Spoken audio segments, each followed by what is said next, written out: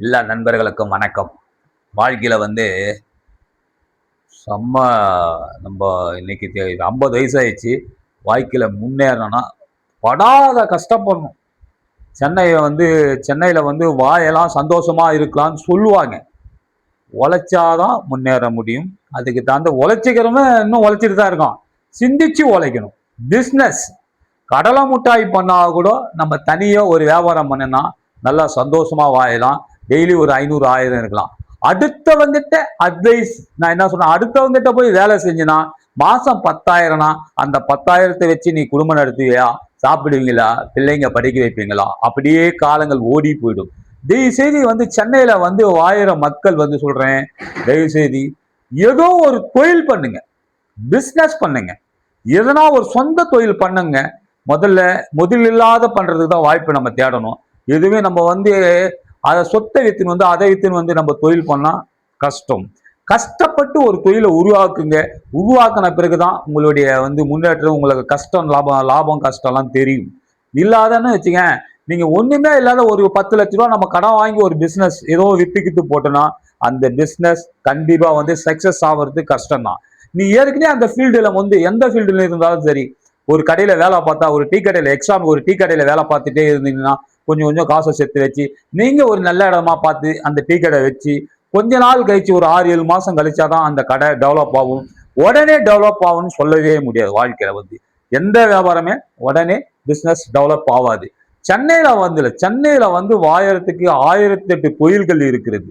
எந்த தொழிலா இருந்தாலும் உங்க சொந்த தொழிலா மட்டும் இருந்ததுன்னா வாழ்க்கையில இன்னைக்கு முன்னேறலாம். ஒருத்தங்கிட்ட நீங்க வேலை போய் சேர்ந்தீங்கன்னா அந்த 40,000 50,000 அதை மீறி போகவே முடியாது. அந்த காசை வச்சுட்டு நீங்க என்ன பண்ணுவீங்க, உங்க லைஃப வாடகை கொடுப்பீங்க, சாப்பிடுவீங்க, பிள்ளைங்களை காலேஜ் படிக்க வைப்பீங்க, எல்லாம் செய்வீங்க. தயவு செய்து சொல்றேன்,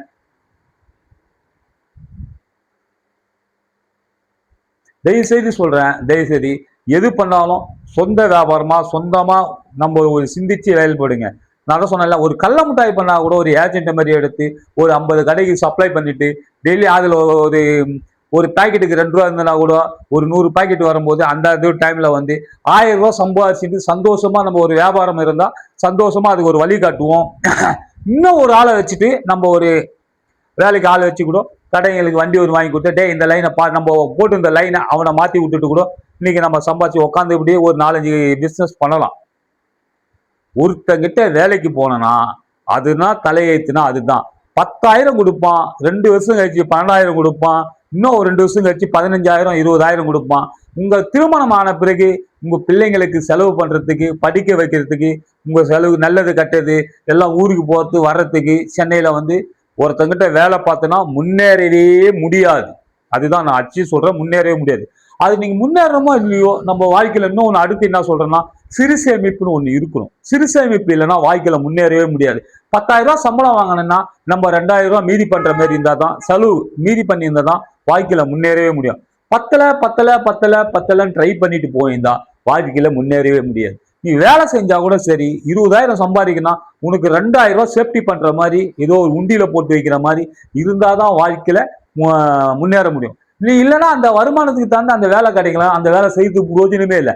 20,000 வருது, 20,000 செலவாகுது, இது மாச கட்சியில 25ஆம் தேதியோ ஒரு 2,000 ரூபாய் 3,000 ரூபாய் ஒருத்தங்கிட்ட கடன் வாங்குற மாதிரி இருந்தா அந்த வேலையை தயவு செய்து செய்யாதீங்க. ஏன் சொல்றேன்னா, இந்த லைஃபுக்கு பிடிச்சது நீ இளமைகள் போய்விட்டுன்னா அப்புறம் உங்க இளமையை அடுத்தவங்ககிட்ட நீங்க கஷ்டப்பட்டு உங்க உழைப்பை அடுத்தவனுக்கு போட்டுட்டீங்கன்னா நீங்க வாழ்க்கையில முன்னேற முடியாது.